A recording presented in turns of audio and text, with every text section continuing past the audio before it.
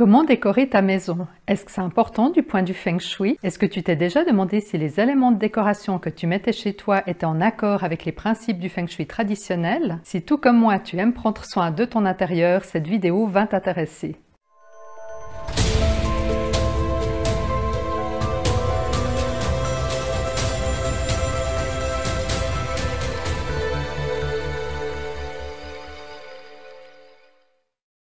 Bienvenue à la chaîne YouTube Institut Suisse de Feng Shui, la référence francophone pour le Feng Shui traditionnel.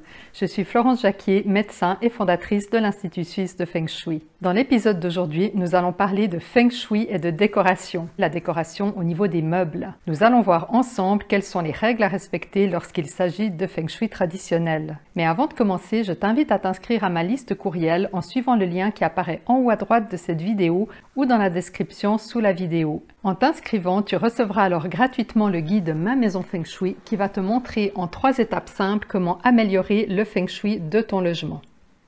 Tu recevras également un mail chaque semaine pour être sûr de ne louper aucune vidéo YouTube. Tu peux mettre la vidéo sur pause et le faire maintenant si tu le désires. Mais pourquoi est-ce si important de passer du temps à décorer sa maison? Si nous prenons le temps suffisant pour choisir chaque meuble et chaque objet de notre intérieur, il va refléter notre identité, ce que nous sommes profondément. Il y aura une forme de fusion entre notre vie, nos choix, nos passions, nos intérêts et notre chez nous. Notre maison est aussi unique que notre empreinte digitale. Alors quand pouvons-nous laisser libre cours à nos choix et quand faut-il respecter certains principes du Feng Shui traditionnel? Il y a beaucoup de choses à dire et je ne vais pas pouvoir tout développer dans cette unique vidéo. C'est pourquoi j'ai nommé cette vidéo Feng Shui et Déco 1. Cela me permettra ensuite de nommer la prochaine sur ce thème Déco 2 et ainsi de suite. Alors aujourd'hui, nous allons parler de meubles.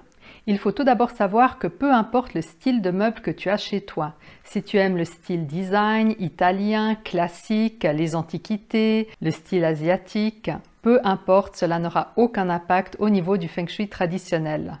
Par contre, cela aura un impact au niveau psychologique. Donc veille bien à ce que chaque meuble, quand tu le regardes, éveille une émotion positive. Alors maintenant, il existe tout de même certaines astuces qu'il est intéressant de connaître quand il s'agit du Feng Shui traditionnel et du choix des meubles. Nous allons voir aujourd'hui 4 situations. La première concerne la table. Que ce soit un bureau ou une table à manger, on parle de table où on s'assied et non de table basse de salon. Je te recommande fortement d'acheter une table de forme ronde. Personnellement, ma table est en acrylique et en verre, ce qui fait qu'elle ne prend pas de place visuellement et s'accorde très bien avec le bois. Elle est dans le style de celle montrée ici. Et je recommande souvent à mes clients d'avoir également une table ronde chez eux. Pourquoi ?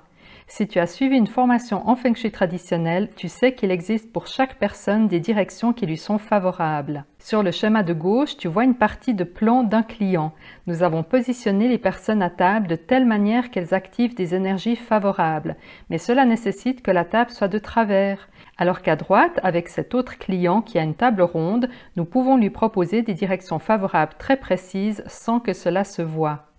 Maintenant, passons à une astuce pour le lit. Si tu penses prochainement changer ton lit, je te recommande vivement d'en prendre un qui ait une tête de lit, car dans certaines situations précises et décrites lors de mes formations, il est nécessaire d'avoir une tête de lit.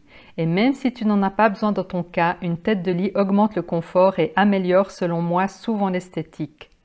Sinon, il existe peu de contre-indications quant à la forme des meubles.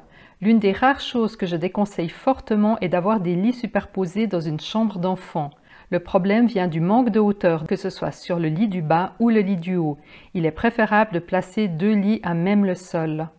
On lit beaucoup de choses sur les angles en Feng Shui, mais il ne faut pas dramatiser.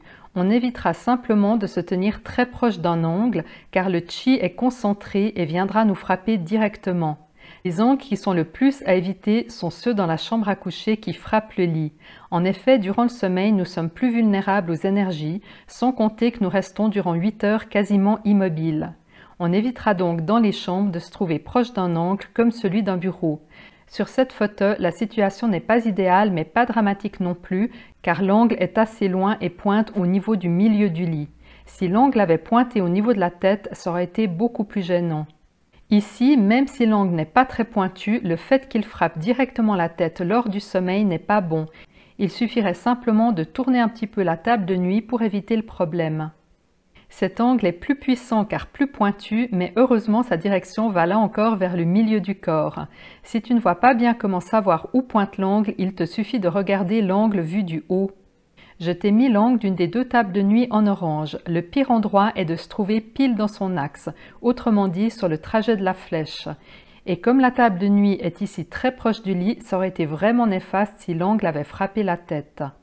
Même si la flèche orange ici ne représente pas l'angle de la table de nuit mais sa ligne droite, cela reste une situation qui n'est pas favorable, car même si ce shashi est moins puissant, la ligne droite apportée par cette table de nuit vient frapper directement la tête du dormeur et surtout se trouve très proche. Une solution ici serait d'abaisser la table de nuit à hauteur du haut du matelas, de telle manière que cette flèche vienne heurter le matelas et non la personne. Mais si tu regardes bien la photo, on voit que ces tables de nuit sont un peu plus hautes que le matelas. C'est donc la pire hauteur possible. Maintenant, tu te demandes peut-être quels sont les effets de ces angles sur notre corps. Eh bien, imagine cette accumulation d'énergie qui se focalise en un point précis de notre corps. Les conséquences les plus importantes vont se manifester au niveau de la santé. Les personnes sensibles peuvent déjà ressentir des maux de tête à leur réveil quand elles ont passé une seule nuit frappées par un tel shashi. Si cette personne est soumise maintenant durant des années à ce même régime, il est fort possible qu'elle développe des problèmes dans la région concernée. Au niveau de la tête, cela peut se manifester par des pertes de mémoire, de la confusion, de la fatigue, des troubles de la vue ou des acouphènes par exemple. Alors pour ne pas en arriver là, je te recommande de mettre la vidéo sur pause et d'aller jeter un petit coup d'œil maintenant dans ta chambre à coucher afin de t'assurer qu'il n'y a aucun angle très proche de ton lit qui pointe sur toi durant ton sommeil. Alors récapitulons. Peu importe le style de meuble que tu choisis au niveau Feng Shui. Par contre, au niveau psychologique, l'important est que tu ne gardes que ceux qui t'apportent de la joie quand tu les regardes. Évite les angles qui pointent directement sur ton corps quand tu dors. Si tu penses changer de lit, assure-toi d'en prendre un avec une tête de lit. Si tu as des enfants et qu'ils dorment dans des lits superposés, transforme-les en 2 lits distincts.